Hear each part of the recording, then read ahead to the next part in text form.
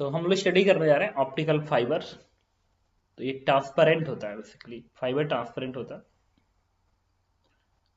और ये है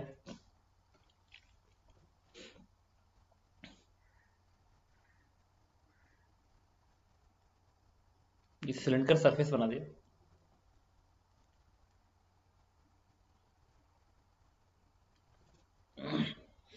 अब देखो, इसका रिफ्रैक्टिव इंडेक्स सपोज करो म्यू के बराबर है, ठीक है। और मैंने एक और काम की अलग से इसमें इसमें ना ऊपर मैंने एक कोटिंग कर दिया ऊपर। मतलब जो सिलेंडर है इसका पूरा सॉलिड है और ट्रांसपेरेंट है, तो इसका रिफ्रैक्टिव इंडेक्स म्यू के बराबर है। और इसके ऊपर मैंने एक पतली सी कोटिंग कर दी, पेंट की कोटिंग कर दी। जो पेंट था उसका रिफ्रैक्टिव इंडेक्स मान लो म्यू 1 के बराबर, ठीक है। और ये मीडियम दूसरा है, ये पूरा मीडियम दूसरा है जिसमें रखा गया है। इसका रिफ्रैक्टिव इंडेक्स म्यू एस मान लिया, सराउंडिंग का रिफ्रैक्टिव इंडेक्स म्यू एस है। अब क्या होता है कि इधर से, और अच्छा ये जो सरफेस है, अगर ये सिलेंडर है तो ये जो सरफेस ऐसा है, इसका नॉर्मल ऐसे होगा, नॉर्मल ऐसे होगा, इस सरफेस पे नॉर्मल होगा। तो मैंने बना लिया इस सरफेस पे नॉर्मल ऐसे, ये नॉर्मल बना लिया। अब मैंने यहां पे एक रेस दिखाया।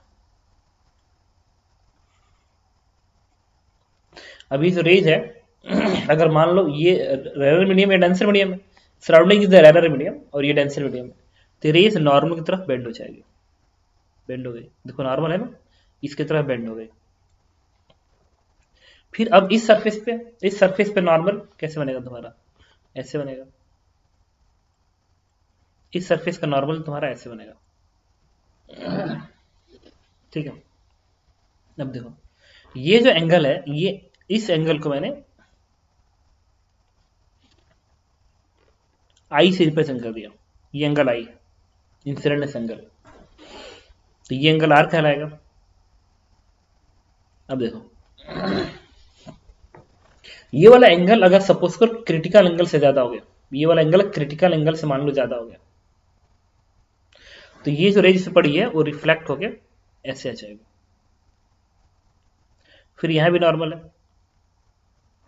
तो जितना एंगल ये होगा उतना एंगल ये भी होगा, उतना एंगल ये भी होगा। तो जब यहां पे रिफ्लेक्ट हो गया तो यहां भी रिफ्लेक्ट हो जाएगा, क्योंकि ये भी एंगल अब ज्यादा हो गया।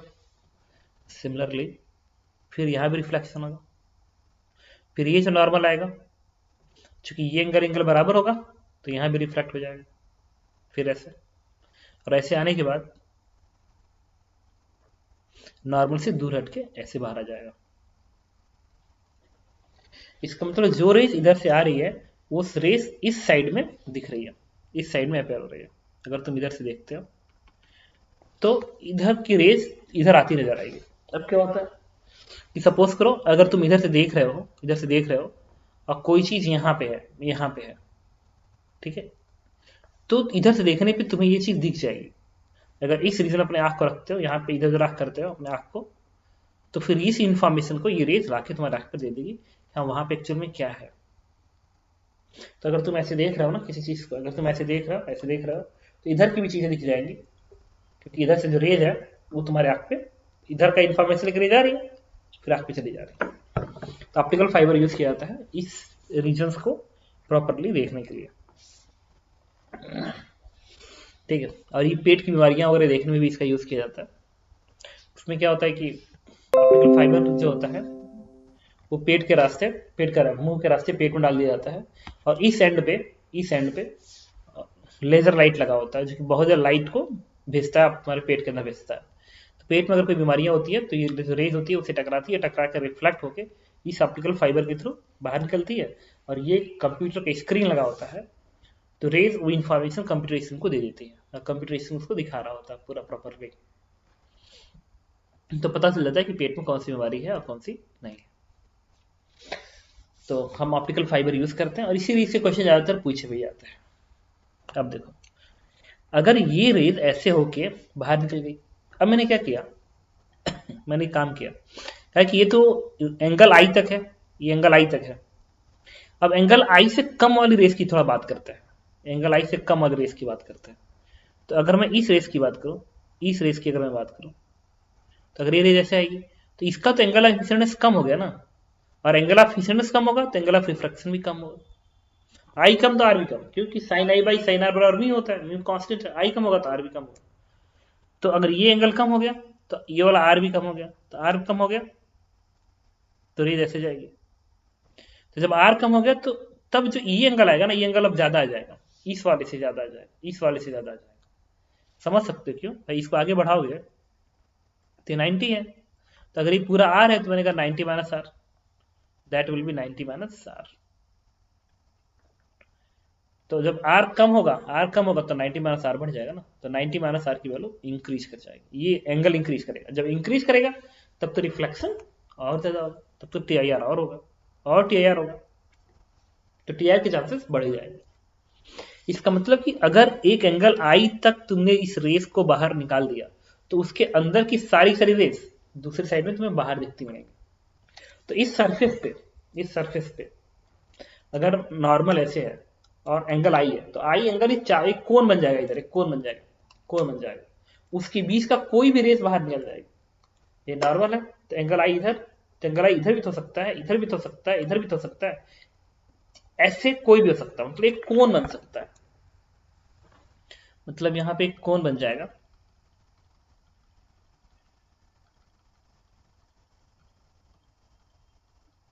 यहां पे तुम्हें एक कोन बनता नजर आएगा ऐसे,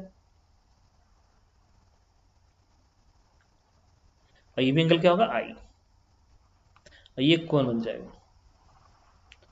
इस कोन का सेमी वर्टेक्स एंगल क्या है, आई है। इस कोन के अंदर आने वाली सारी सारी रेस तुम्हें इस साइड में दिखेंगी। तो अब उसके लिए हमें कैलकुलेशन करना है, तो इसका मेथड बड़ा इंपॉर्टेंट होता है, मेथड को ध्यान रखेंगे। ये वाला एंगल अगर आई है सपोज करो, तो इस एंगल आई का मतलब है कि इस आई के रेस को बाहर निकल जा रहा है, तो इसके अंदर की सारी रेस बाहर निकलेगी, ये प्रूफ कर चुका हूं। तो यहां पे लिखूंगा इस वाले पे, इस रेस पे लिखने जा रहा हूं sine i by sine are,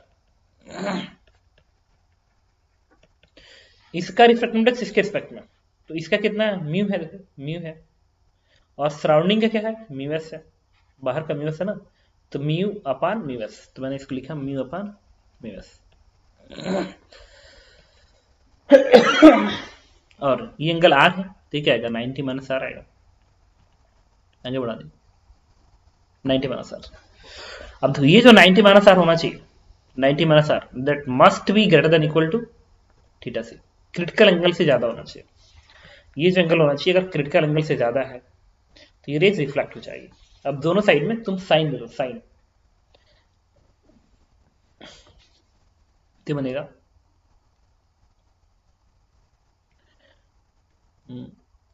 sign लोगे तो कॉस जाएगा ना, तो कॉस आर बन जाएगा, इस greater than equal to sine theta C,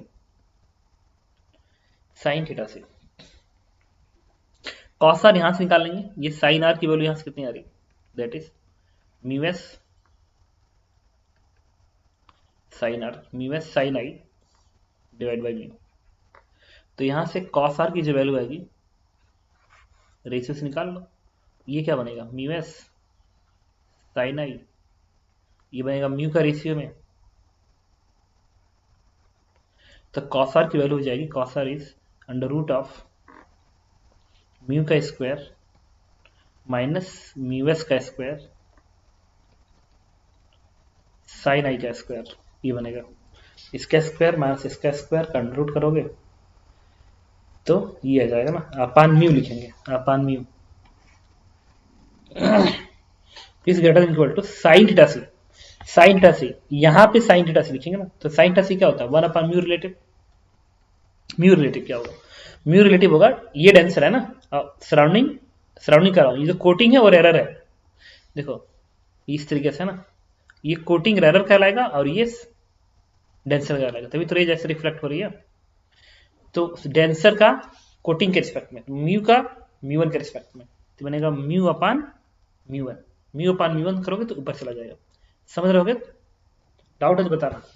sign c क्या बनेगा? Sine is one upon mu relative. Mu relative is what? Mu relative is refractive index of denser with respect to other medium.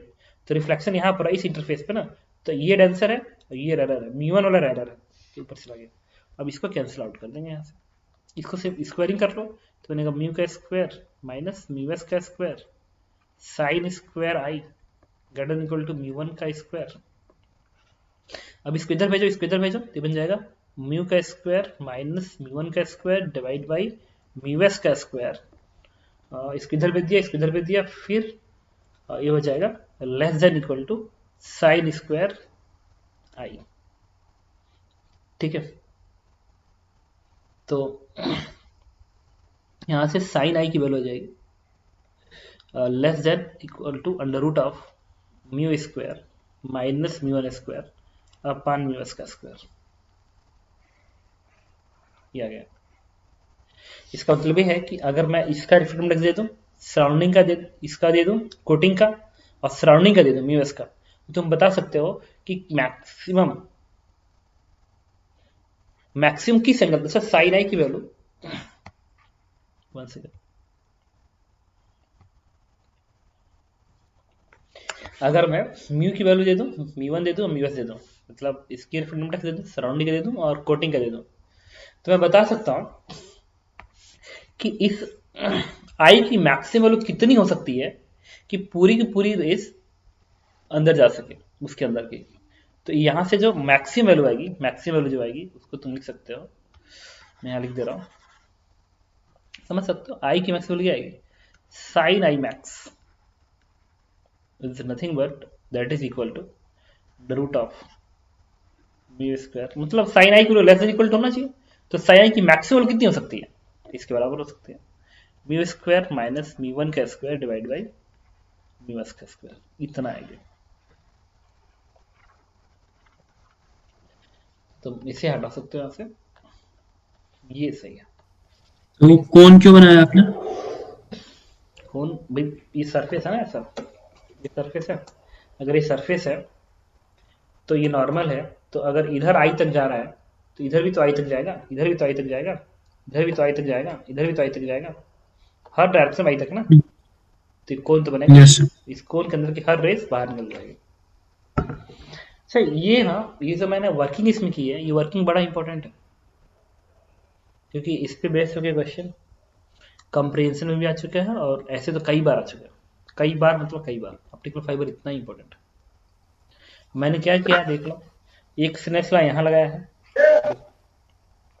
यहाँ लिखा है 90 minus r is greater equal to theta C. फिर दोनों तरफ से working बता रहा हूँ, साइन लगा दिया, साइन इधर भी साइन इधर भी, तो कॉसार बन गया। फिर कॉसार की वैल्यू मैंने यहाँ से उठा लिया, उठा लिया, वर्किंग ध्यान रखना, माइक बंद रखो, कॉसार उठा के यहाँ रख दिया, साइन थीटा सी वन अपान म्यू रिलेटिव होता है, प्लेस की सिंप्लीफाई किया, आगे इतना लेस इक्वल टू आई की मैक्सिमम निकालनी है, तो इक्वालिटी हटा के इक्वल कर दिया ये। अब देखो, अभी देखो यही सब तुम्हें उस भी आंसर समझा देता हूँ। एच सी वर्मा क्वेश्चन इसी तरीके से, एच सी वर्मा क्वेश्चन है इस तरीके से उन्होंने दिया है कि जो सराउंडिंग और एयर है, बाहर का एयर है, मतलब उनका म्यूएस एयर है, एयर है तो वन होगा, और इस पे कोई कोटिंग नहीं की गई है, कोई कोटिंग नहीं की गई है, मतलब म्यू वन क्या है? 0, वो भी एयर है, म्यू वन भी एयर है, म्यूएस भी एयर है, कोई कोटिंग नहीं हुई, कोई कोटिंग नहीं है, तो हवा आ गया ना उसके ऊपर, तो म्यू वन भी एयर हो गया, म्यूएस भी एयर हो गया।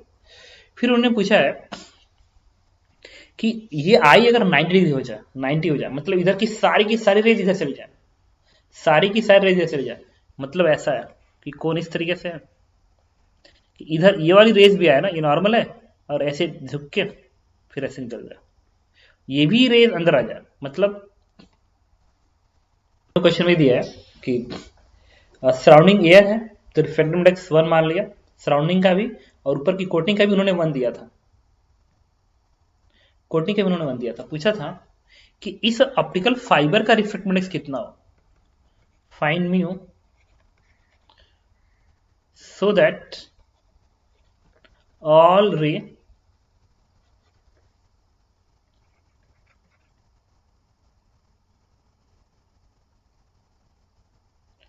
live from other cross section. मतलब इधर की सारी इधर से निकल जाए, मतलब ये भी हो, ये भी हो, ये भी हो, जितनी भी रेज जैसा है ना वो सब के सब इस साइड में इधर दिखे। कुछ नहीं, क्या करेंगे, वैल्यू प्लेस कर दो इसमें। साइन आई मैक्स 90 है ना, तो साइन 91 बन गई, 1 बन गया। अंडर रूट ऑफ म्यू किसके बराबर है, म्यू तो निकालना है, म्यू वन कितना है, 1 है, 1 का स्क्वायर अपान अगेन 1 का स्क्वायर, सिंप्लीफाई कर दो, वैल्यू क्या आ गई, √2, एंड दिस इज आंसर। अगर रिफ्रैक्टिव इंडेक्स √2 हो गया तो इधर की पूरी पूरी रेज इधर आ जाएगी। तो ऑप्टिकल फाइबर बेस्ड होकर यही सब क्वेश्चन बनता है कि कभी इधर से एंगल देगा कि इस एंगल तक की रेस को बाहर निकालना है, ठीक है, कभी कोटिंग कर देगा, कभी कोटिंग नहीं करेगा। तो तुम अगर ये फॉर्मूला याद है तो याद रखना, बड़ा इंपॉर्टेंट फॉर्मूला है, क्योंकि बहुत क्वेश्चन पूछ चुका है, मतलब अक्सर एडवांस में मेंस में तुम्हें क्वेश्चन दिखेगा, क्योंकि फ्रिक्वेंटली यूज्ड होता है ऑप्टिकल फाइबर। अब प्रैक्टिकल चीजें आईटी एडवांस में ज्यादातर आती हैं, तो इसको याद रखना या इसकी वर्किंग याद रखना। अभी उसने जो क्वेश्चन पूछा था उसे बताता हूँ, देखो वो कैसे अटेम्प्ट होगा।